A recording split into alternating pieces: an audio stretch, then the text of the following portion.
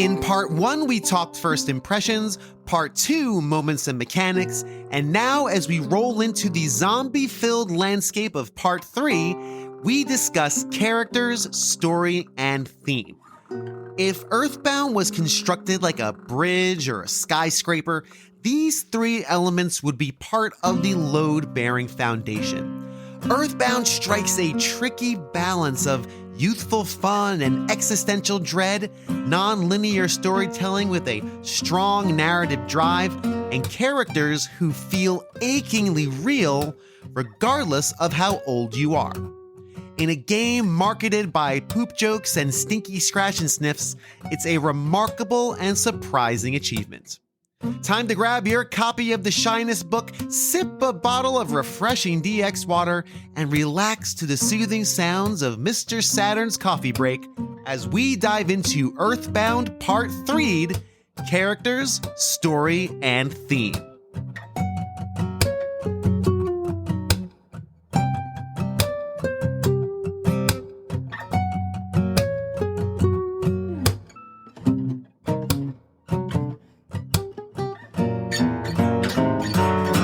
As I mentioned in the open, these 3 elements of the Earthbound experience are tightly woven together.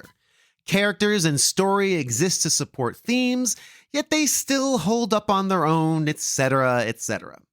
To start us off talking about the personalities of Earthbound and the humorous situations therein, we have Bram Stoker award-winning author Robert P. Ottone, followed by Rigney of the Reliving Retro Podcast, and finally Sam of RetroLogic.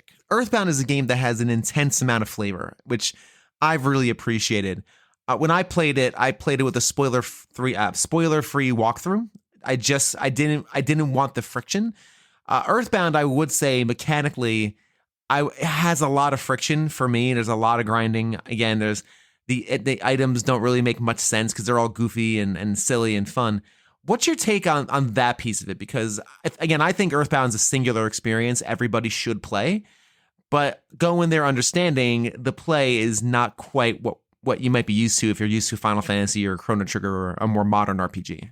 Yeah, so it's actually interesting that you called like Final Fantasy or Chrono Trigger a more modern RPG compared to Earthbound, since Earthbound takes place in what was modern day, and right. those other games are like a weird pseudo high fantasy, like historical kind of thing. And I think that is actually why I connected to it more than I ever connected to Final Fantasy or Chrono Trigger.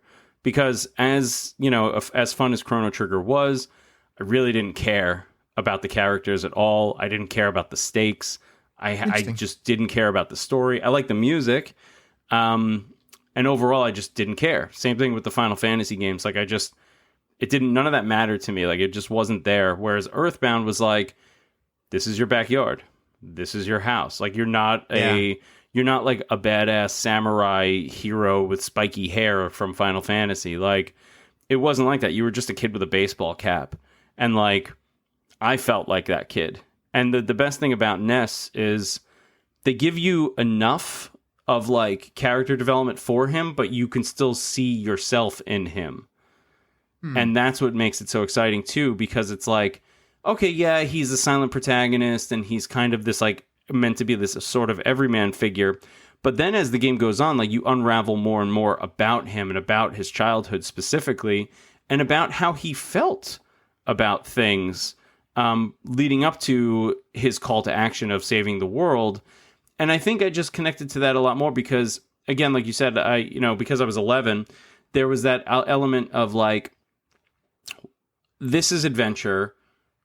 This is the call to action. This is all that Spielberg-y stuff that I grew up watching. Sure. It's a good analogy. Yeah. Yeah. Absolutely. Yeah. And I just feel like Earthbound really does a great job of sort of presenting, yes, it's very silly and fun and everything, but like, I would rather ride a bike than ride a chocobo in a game. Oh, that's cool. Interesting. I love the fact that you were able to identify, and I think that's one of the big successes of Earthbound, amongst other obvious successes, but especially early on, it's every suburb USA, right? You're wandering around this heightened, surreal world that gets more and more surreal as time goes on and more out there and outlandish.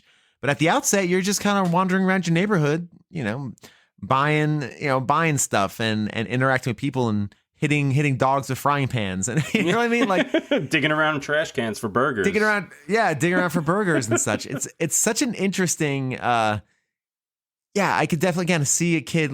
It's definitely more like a Stand By Me than that high fantasy of Final Fantasy or Chrono Trigger.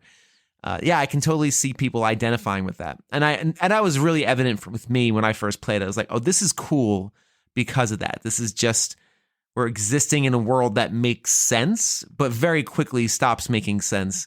And what's kind of cool too is like the idea that like the guy who created it was an advertising guy, right? So like you would imagine that Itoi-san would have been like, okay, well, if Final Fantasy is popular and Chrono Trigger is popular, then let's just do something like that. But instead, he told a very personal, very honest, like you said, coming of age kind of, Stand By Me meets E.T. kind of story, or Goonies, right. Even. You might make the comparison to Goonies also, but he chose to tell a story like that instead of telling a bombastic kind of like time travel epic or, fighting against a clown guy who destroys the world kind of vibe, you know? Right. And I think there's an interesting moment in Earthbound where the stakes do ratchet up when you do go back to, I always called it Onet. I know some people call it Onet. I call it Onet. So when you go back to Onet, after the invasion has begun, and of course, Gygas starts in your hometown because he's a bastard. But when you go there, you really get a sense of like, oh, this is what could happen. And that's where we get that dark moment where it's like, oh, we're not in like fun time kid world anymore. We're approaching something very dark. And I think that move from the lighthearted open to even midway through, like you said, where you get to like own it and you start realizing the stakes that are involved. I feel like it's a very natural progression for Ness and his friends to go on that journey. They all grow a little bit throughout this entire ordeal, which makes sense. There's that one moment towards the end of the game where I forget who you have to defeat, but your stats go through the roof. Like it's just like ultimate empowerment, dopamine hit. And I always took that as like, oh, he's grown up in this. Like he has shed something and learned something, and now is kind of matured a bit in that moment. They do that in a really wonderful storytelling way when Prince Pooh leaves your party for a while and then comes back and saves everybody by using Starstorm for the first time. And it's, even though it's presented in, that very limited way, because your mind is filling in the blanks and maybe filling in animation or filling in whatever, the action in your mind, you have the impression that when he shows up, it's like, oh, here we go. Like now we're going to the next level. Now Pooh is back. He may be still throwing fists, but he's a psychic warlord now.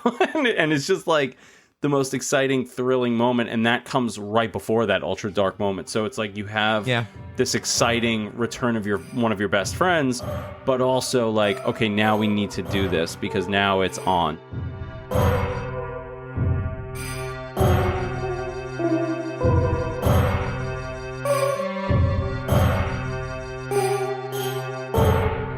I think also the themes of the game, of course, where, especially towards the end, as Ness grows in his journey, as he learns more, gets more experience, and just starts learning more about himself, he really does grow with the game.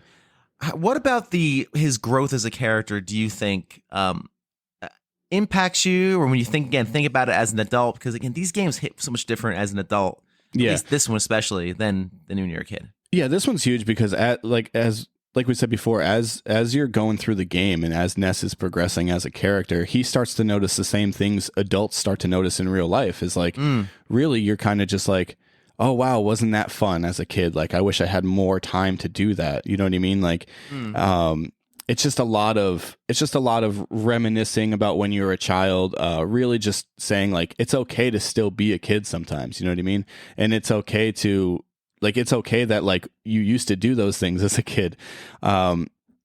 There's one specific line, I think it's in like the dream world of like Magic Ant, where you I think you go up to like a younger Ness, and he's like, hey, do you like playing games, or do you like comics or something like that? And he's like, oh, what's that? You don't have enough time? Or so it's just kind of like one of those things that kind of just hits you, where you're just like, like what we do, right? Like where we're like retro or just game content creators in general, where we're kind of just like, this is the whole point, is like to go back and try to remember how we were feeling as kids when we were playing these games, or playing games that we missed out on as kids. And we try to kind of like relive our childhood in a sense. And it happens to Ness as a young boy in the game, where he tries to like remember how his childhood was already. And which is always struck me as like, because there's another fan theory out there too, where it's just like Ness isn't really a kid. It's being told like throughout like the mind of like an adult, and he's just trying to, remember his childhood through like an adult lens. But I just think the whole thing is it's so interesting, because like I said, there's so many theories on it. And as an adult playing the game, it really makes you stop and think like, I really should be enjoying my time just as much as I did when I was a kid. You know what I mean? Like any time that I have now, I should try and set some time aside to just, enjoy it, enjoy my life, Yeah, and I think those themes are really strong there, because when you get towards the end of the game, especially when you're in Magic Camp, and you realize you have to, embody you have to go into the robot bodies, like, the professor puts you into the robot bodies. Yep.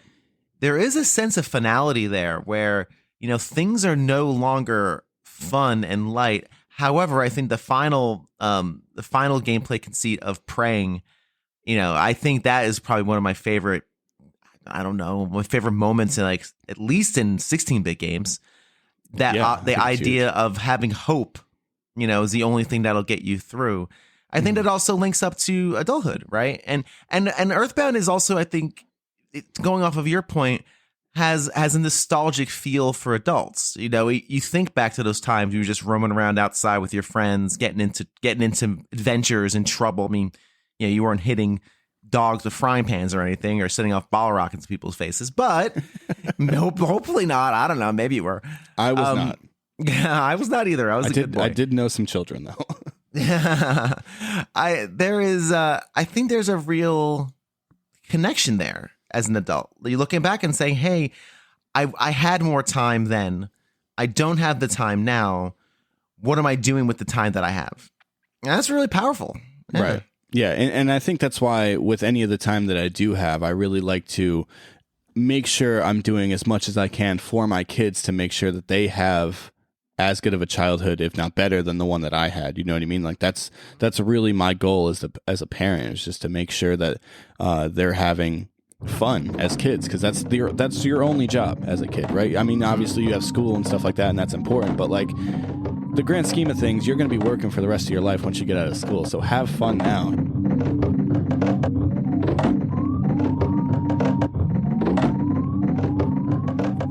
Absolutely. And what I love about Earthbound is that it sets this up, right? It sets up these more deeper, more emotional, more thoughtful moments in this kind of candy shell of silly and funny and cute. Because this game makes a lot of jokes, but I always like to think of Earthbound as humorous as opposed to funny, because it's creating an environment where humorous things can grow from. It's not jokey at all.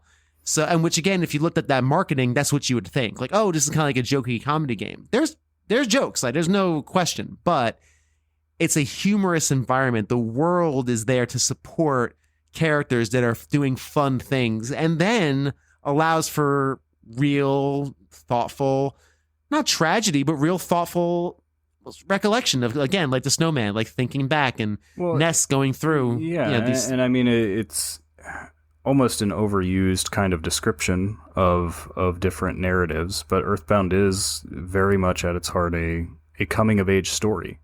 It's sure. It's been commented on a lot that the dialogue and presentation Gygas has is supposedly goes back to a experience that the main programmer, Shigesato Ottone, had as a young boy, where he walked into the wrong theater and saw... and it's interesting because I dug into this a little bit, and it's actually not a terribly graphic movie, but it was a movie that had like a murder scene in it, right? Right. And it kind of disturbed him as a child. Again, not like an actually like super graphic, but Sure. enough for a child, Yeah. right? Uh-huh. Yeah, of course. And you know, some of that dialogue, I guess, was inspired by this. And at its heart, Gygas is supposed to kind of represent this loss of innocence. That's sort of what he represents. And I think, especially if you play Mother 3, you really get the full picture of that contrast. One of the things you'll notice at the end of the game has this lovely ending where you can revisit areas and get some of that new dialogue I talked about earlier.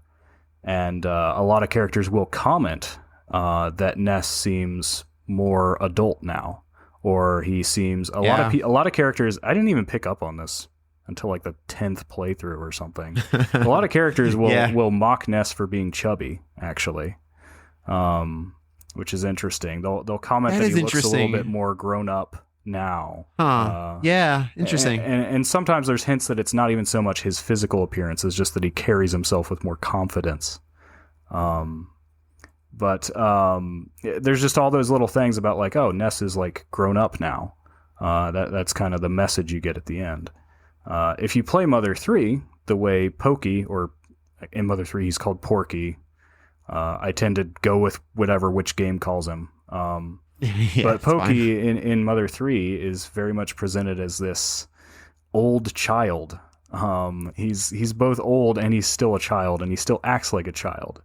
And so Pokey is basically the person who lost that battle with the loss of innocence. Like he's not mature in the least, but he's no longer innocent.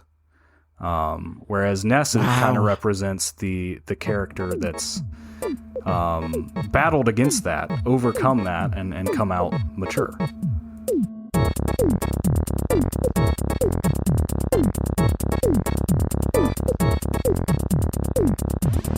Continuing the conversation is Michael K. Hughes of the Capes and Junk podcast, followed by Robert, and then Rigney, and then finally music producer Mustin shares his love for a complex antagonist. Out of the four characters, obviously you're meant to identify with Ness the most, but of the other three, Pooh, which is just funny, Jeff and Paula, which ones do you really gravitate towards? I always liked Jeff because he was the one that could fix things. Like if you go to sleep in an inn or whatever, and he's got one of the broken, quote unquote, broken items in his inventory, if his IQ is high enough, he can turn that into an actually useful item, which is how he gets some of his best weapons. I always thought that was a cool mechanic.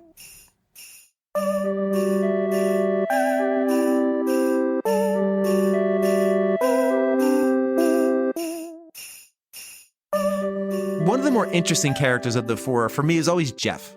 Jeff, for me, represents he was never terribly useful, except for when he was shooting bottle rockets. I think that's that ridiculously overpowered weapon. I think it was a bottle rocket. The multi-bottle rocket. Yeah. And he is very interesting. There's one moment in the game, and I'm just kind of now going through some of the moments as we're talking, where he's by himself and he's in a home. Am I remembering this properly? He's at a sort of a boarding school. Right. It was like a boarding school, and he's trying to rescue his friend who his roommate who is it. Oh, and I think Itoi-san confirmed that his roommate is in fact in love with him. Oh, really? Okay. Yeah, I'm pretty sure that was kind of the subtext there, which was really wonderful to see in 1995 in a Super Nintendo rare. game. Yeah, super rare. But the moments with Jeff in that sequence are actually some of the harder parts of that game. Absolutely. Because he's so underpowered. However, the fact that he's able to use guns, the fact that he's able to repair items that are broken as his IQ increases, only helping everybody around him. And then, like you said, the bottle rockets, he really becomes a heavy hitter. If he could take more damage later in the game, he would be the tank. Yeah, no, I agree with that for sure. Because I love the character so much because it speaks to, in my mind, it speaks to the grander theme of the game, about like, children from sort of multinational, multi-backgrounds and stuff like that really coming together. Because I always envisioned Jeff as being sort of from like Norse country. Like I always saw him as from like Switzerland kind of thing. That's how I always envisioned Winters. And obviously Pooh is from Dalam, which I think is meant to be sort of a hybrid of Japan as well as India. Yeah.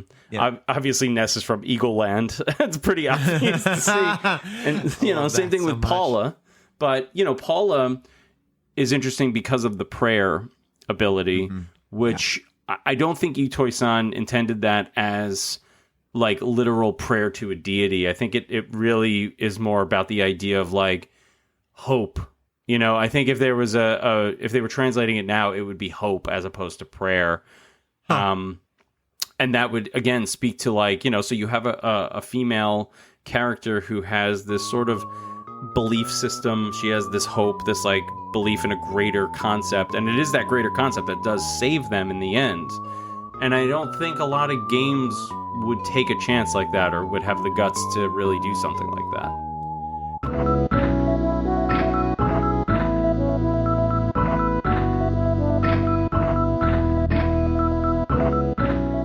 And I also, I just wanted to touch on the whole praying thing because I do think that's huge. And I think even further beyond just praying, the fact that you needed everybody in the game that you had met that, up to that point to help you. You were praying out to everyone. You're in a different dimension with the final boss, and you're kind of just like, I need help from people that are in the other dimension as well. So it's just, to me, it also just tells the player that like, hey, it's okay to ask for help. You know what I mean? You're not in this alone. And I think that that's huge, especially like, I come from a really like proud family. Like I feel like, in the sense that like, they'd never like to ask for help. Like never. They would rather struggle quietly than asking for help if in need. Mm-hmm. And I've always been like, nah, man, you need to ask for help. You know what I mean? Like it's okay to ask for help. It's okay. People aren't going to hate you. Don't be a burden, but like, come on, you got to ask for help. And I think that this game really conveys that really well, is that like, it's 100% okay to, not fight this fight alone. I think that's a really powerful statement, that at the very end, you are relying on others for help and reaching out. And I think, again, I don't know if, I think it's actually really interesting that Nintendo allowed the word pray to be in like an NES game at that era. They were trying to remove all the religious context from things because, pray is obviously a religious term. Right. And I've had people on who've said they wonder if they actually, if the Japanese translation would almost be hope. Right. But it really does feel like, she's directing this to someone. Like she is directing, or actually sounds more like a shotgun blast of just like, hey, who's out there? If you had a connection in the past, please lend me your energy or your prayer or your good vibes, however you want to place it. Yeah, for sure. And they do. And that's what Gigas can't handle. He doesn't understand it. He just doesn't understand what that is. It's really cool. Yeah, no, I really like it a lot. And it actually, it's kind of similar to the whole, I don't know how into like Dragon Ball Z you are, but it's very similar to like Goku's like spirit bomb in the sense where he puts up his hands and every life source around him, or even distant life sources, are lending him energy to this big giant bomb essentially.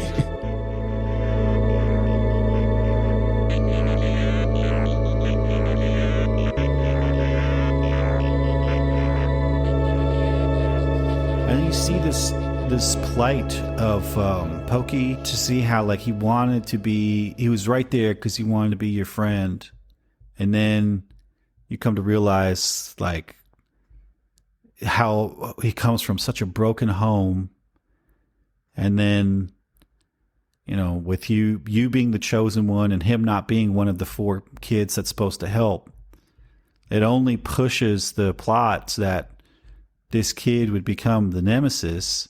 And then at the end, it shows up. And Makes it's sense, yeah. No one should be mean for the sake of being mean, and no one should be mean, especially because they're the ones that are hurt.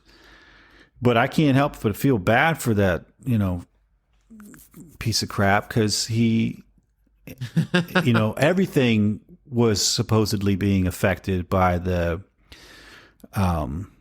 power of Gygas, and he especially so because he had so much envy in his heart, which he says at the end in the Magic Hat. He says, I envy you. And it's just it's a sad story for him, but it's exactly what it had to be. Otherwise, nothing would have happened the way it was supposed to.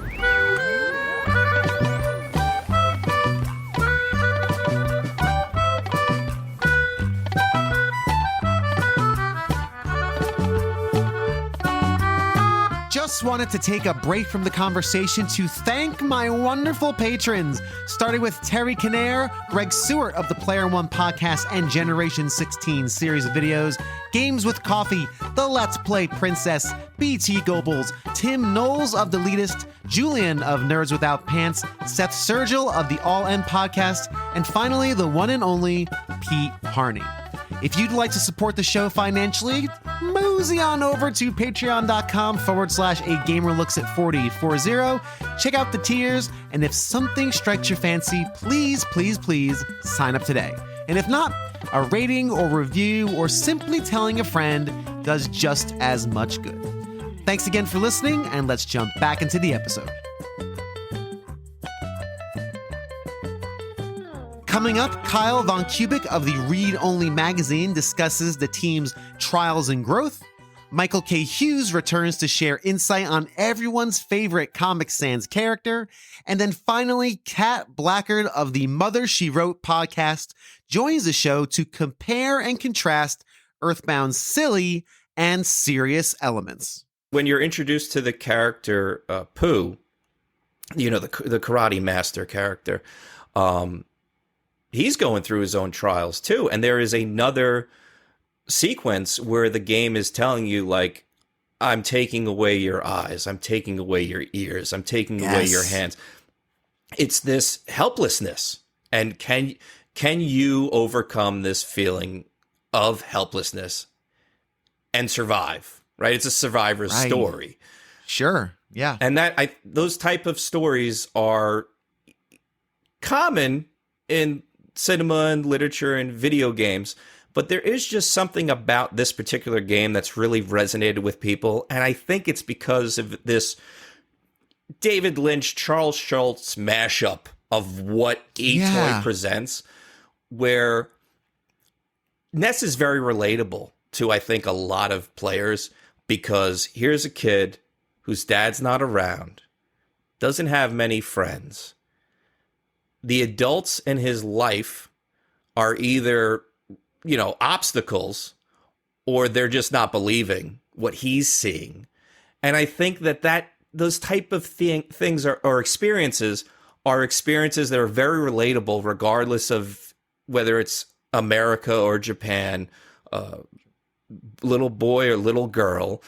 There's this thing about, when kids are called old souls, right? Oh, is this one's such an old soul? Chances are it's because that kid had to be thrust into adulthood much earlier than they needed to be. I know that's happened to me, and I was described as such. So when I saw this character who had a life that was similar to my own childhood, I didn't appreciate it at 10, but I did appreciate it at 32.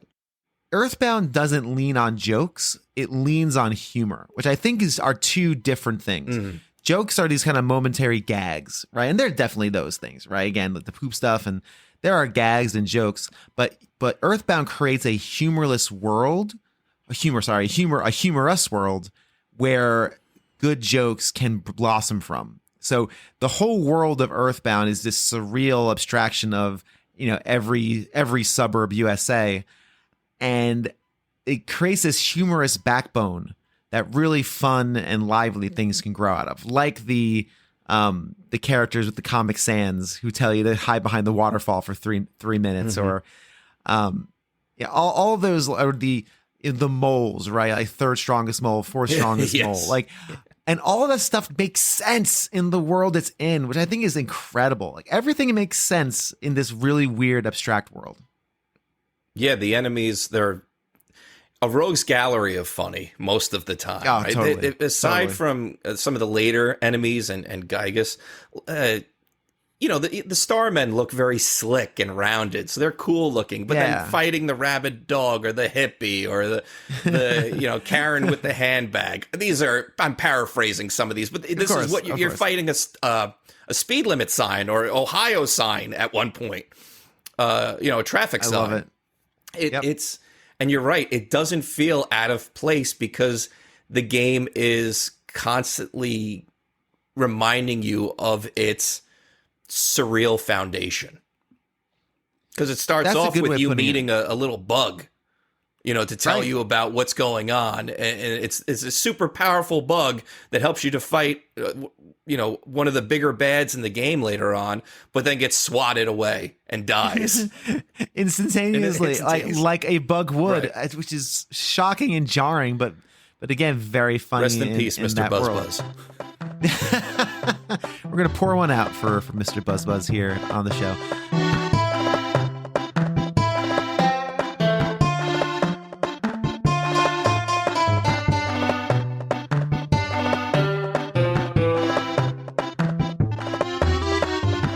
That's it, Mr. Saturn. Yes, Mr. Saturn.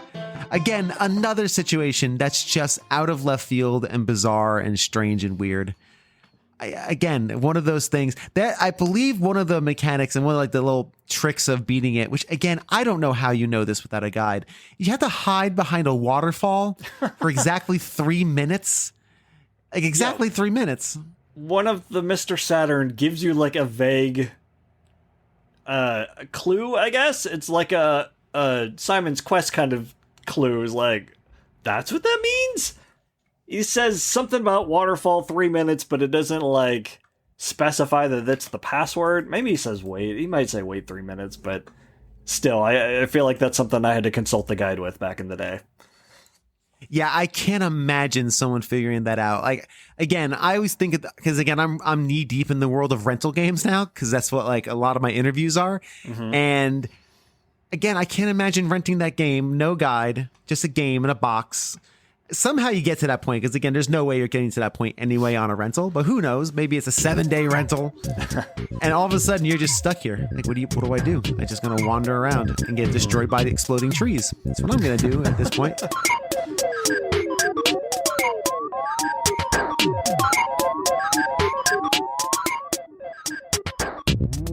But like you said, it gets surreal and it kind of moves into as the game flows on and Ness and his friends move on this journey, it flows into more surreal worlds. Why do you think that works? Because it could easily not. You know, like in the hands of a less depth developer and storyteller, Mr. Saturn wouldn't work. You know, why do you think that works? Well, Earthbound does get increasingly surreal, but it does sort of start that way from the beginning. And having a sort of childlike whimsy to the whole of the game allows for heavier stuff to happen underneath it. Like, even within the first town, you're dealing with themes about, like, police corruption, which comes from Shigesato Itoi's background as a protester when he was a younger man. But at the same time, you know, like one of the inciting incident is a meteor lands on the mountain above your house and a bee comes out of it and the bee starts talking to you. It's silly and weird, and just when it becomes even more silly and weird, you don't even really recognize, oh, well, now I'm talking to this weird little like lumpy flesh colored thing covered in whiskers with a little bow on the top, and it Right. speaks in a font that is almost illegible. Right. Like that that's still like, oh, funny, strange, but and also I'm fighting a pile of barf.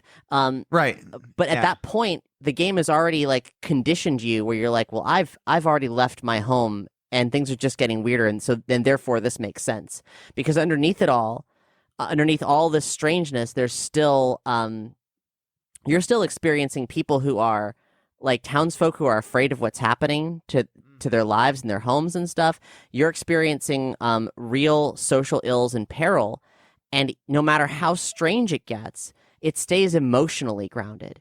And in a lot of ways, the surrealism of the way that it expresses itself allows those emotions to get brought further to the surface, because you're not having to deal with the realism is not getting in the way of those emotions. It becomes almost a more like the way that dreams can sometimes communicate really powerful emotions to you through their own surreal gestures. This game pulls all that to the surface.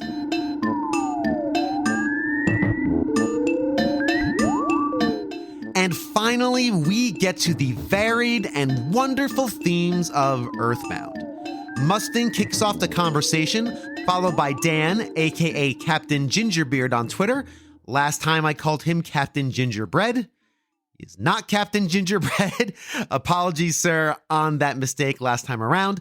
And then back to Mustin before giving Kat a chance to share some further insight on this game's adult ideas. I think what's cool about Earthbound, and we'll talk about the ending and the different things, is I think Earthbound is really exceptional in that how it creates a surreal world that's based in something that feels very real. You know, that feels like any suburb USA. Yeah. Now, I think I can see why that would connect with kids. And those who I've talked to thus far have said when they were into it as kids, that's why. You know, they saw a kid with a baseball cap and his friends roaming around getting into silly adventures that seemed like sort of silly thing kids would get into. But then very quickly, as the game moves on to more and more surreal, you start really seeing all the themes develop in that experience. So I think it's interesting when I talk to people who didn't have that experience as kids. As an adult, you're kind of seeing it from a bigger picture, like that overarching story. Yeah. And for me to get in there and see all that and to think like, wow, this is really unlike any other game.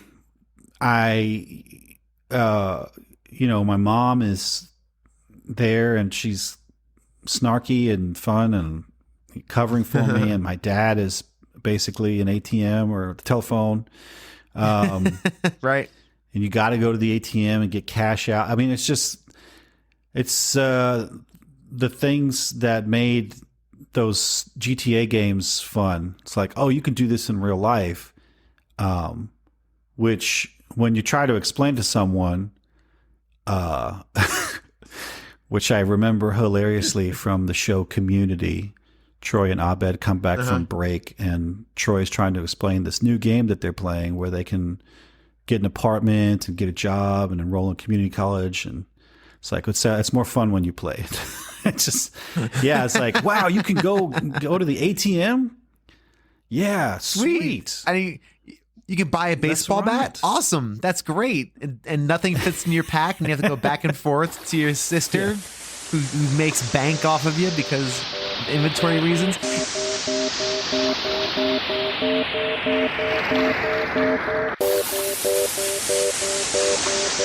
When you first played it as a kid, it sounds like you were really attracted to, again, the humor of the game. And I think a lot of people, when they talk about Earthbound, they talk about just how humorous it really is. Do you feel like that humor connects with you still as an adult, or are you finding different things to enjoy in Earthbound as you play it over and over again as an adult? Dude, the entire game, like, remember, I was like 10 years old, and like I was so obsessed with this game. Like I said, I used to bring the player's guide with me to school because like I just like, even if I could be playing the game, I want to at least be like reading about it, dude.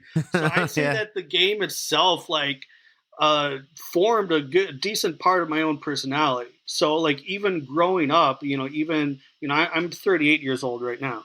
And, so I've been in love with this game for like, was it like 28 years now?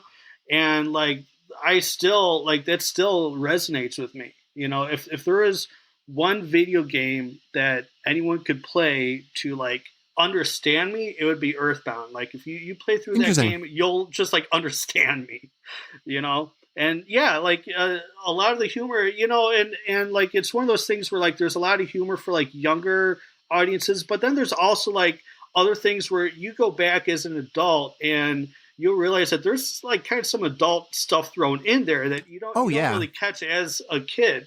So, even going back when I'm older, I'm still catching more stuff. And it's like, dude, I didn't catch this back when I was a kid, dude. I totally get it now,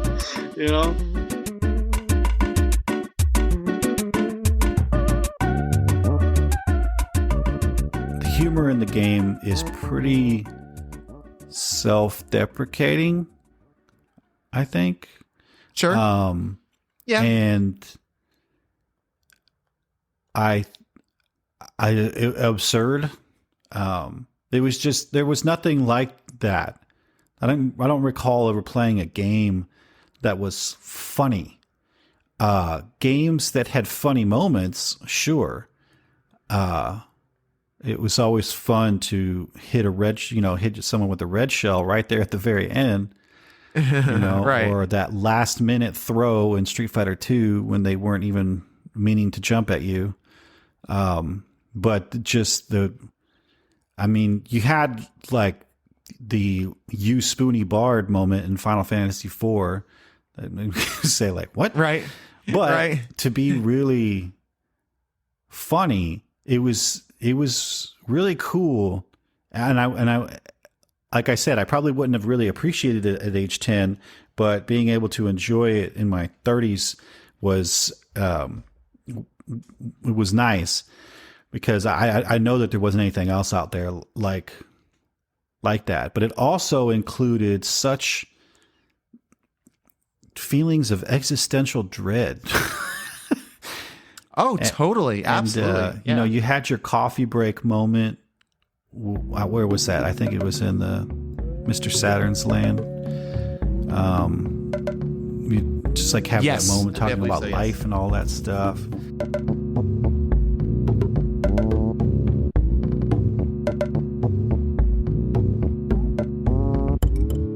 Was there a moment in that game when you were playing it, when you first played it, where it all made sense to you, as in like, or not to make sense, where you said, oh wow, this is something that's really cool? Like, I have a moment for me when I played it as an adult, like, okay, I really dig this now. I see what you're trying to do, game, and I really love where you're going. Was there a moment for you like that when you were playing it? Wow, that's a great question. I feel like it did it over and over and over again. Right, yeah. Because like I said, I was not a fan of turn-based combat, so it really had to lure me in. Mm-hmm. And I rented it at first from Blockbuster. So I think what it first did to lure me in was it had this weird kind of like, there's a scene that happens within the first short while of the game that combines a lot of different feelings at once. And I don't know if I would have thought in my child brain like, oh wow, I've really seen something here. But I know that I immediately knew that outside of all the different ways this game is clearly different than everything I'd ever played before, that it was really, really different from anything I'd ever played before. And that is where you've gone up to the meteor to like look at that, and you found this bug that's telling you some kind of crazy prophecy, and you've gone up there with your next door neighbor who's kind of a bully and his younger brother. You get back home, you take them back to their house, and their parents are furious because the police are out and everything's going on. And this bug that's just saved your life after an alien attacked you and has, is clearly really, really important. It gets struck by the dad, or the mom, one of the two of them. Someone says, a dung beetle, and then like squashes it. Yeah. And then your bee friend dies, and then the dad goes upstairs and beats his kids. And this is they changed the sound effect in the American version, but you could still get the sense of this weird percussive noise that after the father has angrily chased his kids upstairs, that they both got beaten for going out at night. And that was a crazy bunch of things to happen at one time, which is simultaneously funny and atrocious. Yeah, that is a very startling moment. I was surprised it went there when I played it again a couple of years ago. I can't imagine how that would I said hit.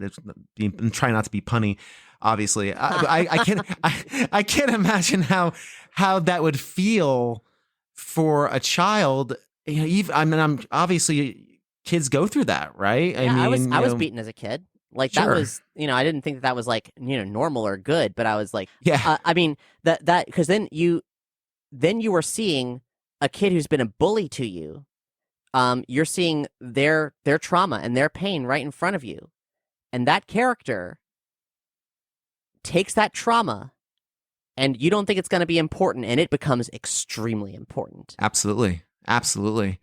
And boy, and again, it hits on so many different levels for so many different people. And one of the things I find absolutely fascinating about Earthbound is how it hits differently as an adult as it did when you were a kid.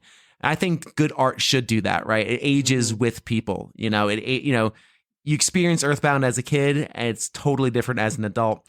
What are some of the differences you're seeing as an adult when you play it now and experience it? Obviously, I'm sure you've played it a bunch of times, given your background. What's the difference? Obviously, there was a lot of differences. What are some big differences for you? That's a great question. Earthbound's become such a piece of like the tapestry of my life. It's interesting to reflect on in this way. I think I have witnessed myself becoming more aware of things. Maybe one of the most recent things is fighting the cops in the first town, because the police have always been an adversary in all three of these games, and the more that white Americans' consciousness has been opened up to the real systemic problems with policing. When I was a kid, it was funny how corrupt the police were, and it's played for humor, Sure. but it actually is very real, while also being while having all these weird little jokes about the mambo tango foxtrot technique that the police are employing. Right. But like I mentioned, Shigesato Itoi had lots of run-ins with the police as a protester, as a young person, and knew full well how that power could be abused. There's a lot of themes of abuse of power in these games, and now that I'm older and more socially conscious of more aware, and now that I'm older and more aware of a wide variety of social plights, I can see where that exists in these games, and how much really thought-provoking and progressive messaging is in them. That is a very a very, very honest, very heartfelt, and it always even though it's offering social criticism, and it's always on the side of kindness and making sure that people don't abuse power.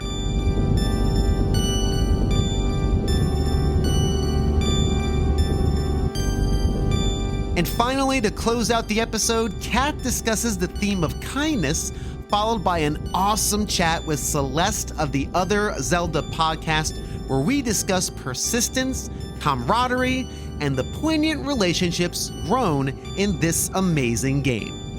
Dreams have been a really influential force in my life. I have extremely vivid dreams. A dream is what prompted the creation of my show about Earthbound, Mother, She Wrote. And so that part of the game I found very, very interesting, very relatable. And that part's only become kind of more haunting and strange when I spent more time with the first game in the series, because Earthbound is Mother 2, and the first game, Mother, which is now known as Earthbound Beginnings, Magicant is not just a place that you go in your own mind. It's a reoccurrent location that you can go to, which is also a dream, but is also at the same time real. And then there's a question of, why is Ness there? How does Ness, who's different from the main character of Mother, the main character in that game is Ninten, how is Ness? Is there an actual linear connection? And it seems possible, because one of the through lines is the Flying Man. The Flying Man is a physical representation of your courage. which is a really heartbreaking thing in both games because these muscular bird people join your party and will fight alongside you as physical manifestations of your courage, and they can die, and then there's a grave for them. And what does that mean about what's happening to you psychologically? Oh wow, yeah. Yeah. Wow. But the thing is that the Flying Man also exists in the first game. And in the encyclopedia, this book that went along with the first game, which has a lot of really, really, really exciting material in it that we explore, and has been translated recently by a person named Kenisu, which has just been an incredible boon to understanding that game with greater depth. The Flying Man were a story that your mother told you. And so then you as a child find yourself in this strange world, and there's a thing in there that comes from something your mom told you. And then you have to question, is this in my head? Is it in someone else's head? Is it all related? And there's without getting too deep into that game story, there's a connection there. But then all that asks questions about, what does it mean when it happens to Ninten? What is magic, or what does it mean when it happens to Ness in Earthbound?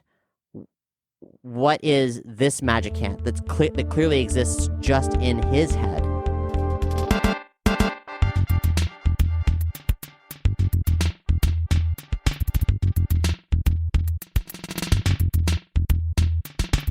And I guess this is related to your question about the themes, because I have all kind of stuff written down. Oh, go for it. Yeah, we can just jump right into themes because this game's rich with them. So please, let's just jump into that. Yes.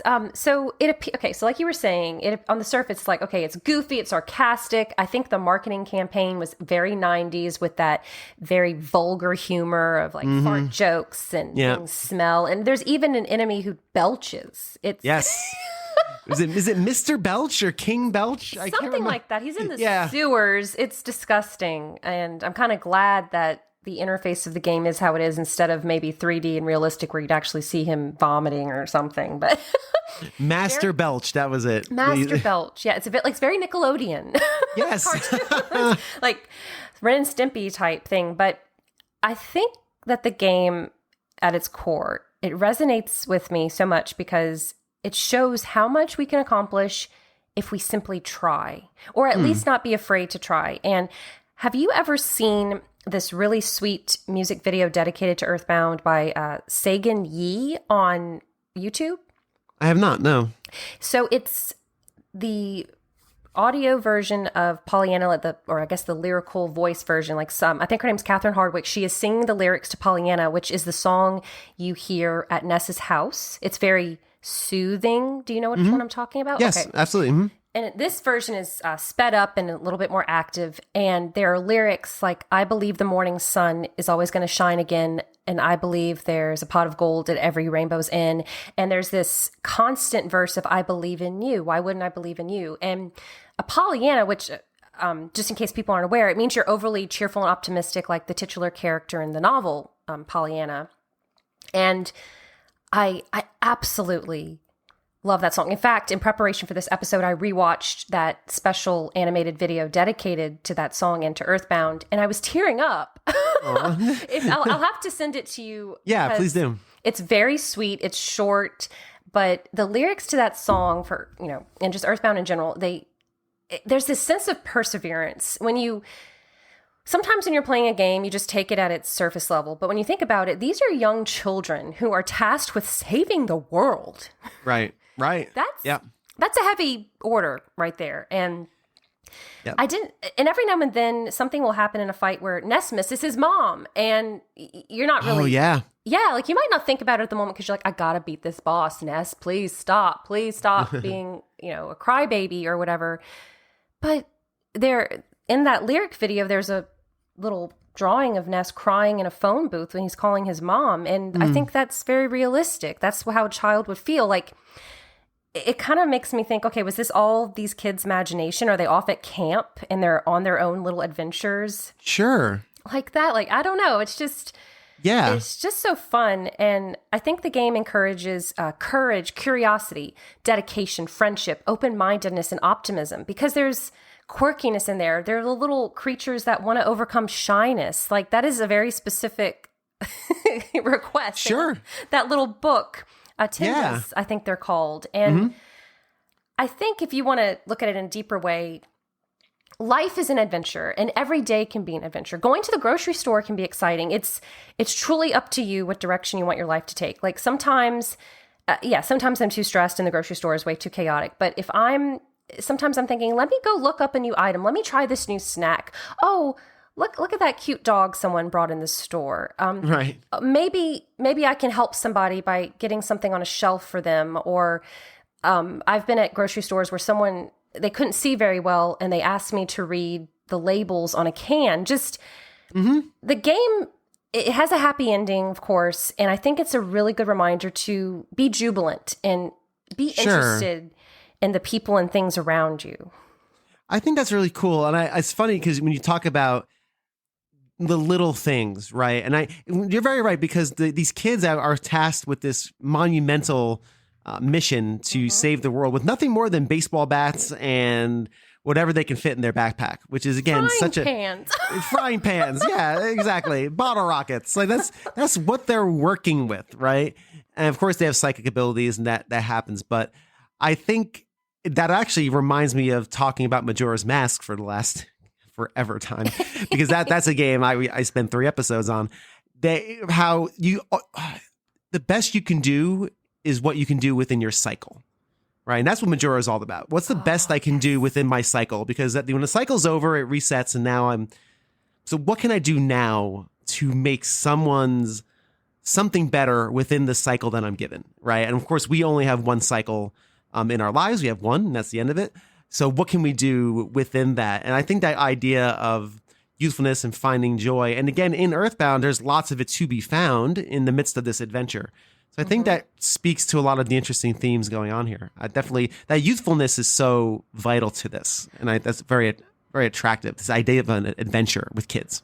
I love I know you've been talking about Zelda a lot, but I love that you brought up that you have this cycle. And it's true. You get to decide what you're going to do with it. And the youthfulness aspect, Ness gets to ride a bicycle. How? Like, that is one of the cutest parts in the game, because the song changes. It's very happy. And there's actually a smile on Ness's face the whole time he's riding this bicycle. Yeah. So I think also, as far as themes go, there's another theme of, and you've touched on it before with your conversation, but of camaraderie and getting this done together. This idea that not one person can succeed in this mission. And I think that's really, really prevalent in Earthbound. Just that concept of we're all in it together, and how friendship, even young friendship especially, how kids can be fast friends, right? You're friends with. Yeah, I think that really speaks to a lot of the core of Earthbound and why it works so well as kids and as adults too, because we think back on it like, yeah, I had just friends in a neighborhood I was just friends with because we both had, we both like hockey. Boom, we're friends now. Where that's so much harder as an adult, and I think there's something nostalgic looking back at that, for me at least. There is, and I love that. That's very sweet. And there's also that there's comfort in the game, because not only can you call home when you can travel, you can always go back and visit your house. It's kind of yes. There's home is always waiting for you. Home is always there, and even his sister Tracy, she becomes part of that Escargot Express, which is the best name ever for a delivery so good. service. It's so good. I don't know, just it makes me sad whenever I hear about people maybe not having that in their lives, and I wish I could save the world, but sure, yeah. Just that feeling of, okay, there's always someone who's in my corner, someone who cares about me. Yeah, there's always a safe haven. And it's interesting you mentioned Ness having to call home and missing his mom. I don't know if you're aware, forgive me if I'm over-explaining, but you actually have a stat drop. Because mechanically in the game, if Ness misses his mom, your stats are slightly reduced. That's which what means, happens. Yeah, the game is encouraging you, not only to save, right? Because the game's trying to tell you should probably save your game often here, because which calling home allows you to do, but it's also morale boost, which thematically is beautiful, and the intersection of gameplay and themes in Earthbound are out of this world good, even if it sometimes goes too far. But that is just a glorious little nugget of this game. Yeah, you got to call home because you're a kid and you're going to miss your mom. You know, that's just elemental to that childhood experience for the most part. Yes. And you just like triggered a memory for me because it's just been so long. So my dad retired within the last few years, and where we live, a very common industry is anything related to oil and gas. And he worked on production platforms in the Gulf of Mexico for most of my life, well over 20 years. So he would have to drive out to the helicopter port about an hour away from our house, and the helicopter would bring him and the other workers to these platforms, and he'd be gone for a week or 2 weeks at a time. And as a kid, you know, you're not really appreciating all the sacrifices your parents made for you, but he would call home and, you know, call my mom every night. I'd talk to him on the phone. My sisters would talk to him. And I kind of see that with Ness's dad. Like, I kind of thought, where is he? But he's probably away working to provide for his family. Right. Yeah. He's probably, doing something. Yeah, most likely. That's a really good point and the good note for sure. And again, I can see how that would affect things. Yeah, I wasn't sure if his parents were separated or divorced, but I didn't get that vibe as I played it as an adult. I kind of thought, I think his dad's on a business trip or something. Yeah, no, I think that's fair because I think there's still enough a core there, if that makes sense. And again, I'm not saying there can't be a core in a divorced household, but I agree with you. I think that's how I would track it as well. Yeah. I'm also very thankful for Earthbound, Bill. Because okay. You're going to laugh at me because no, go for it. I have made many friends online because of this game. When I first started listening to podcasts within the last 6 years, yes, I'm very late to the game. I did not start listening to podcasts until about 2017. I was curious whether any podcast had covered it. And that's how I discovered the Retrovaniacs podcast, and they're affiliated with One Rad Podcast and Read Only Magazine, and I've made so many great friends that way, just from that one game. Yeah, it's definitely a unifying thing, right? Because I think when everyone plays it, if you get it, and I think for most people it does, because it presents its themes very simply but effectively, you can definitely find community in that. I think that's really, really special and cool about it for sure.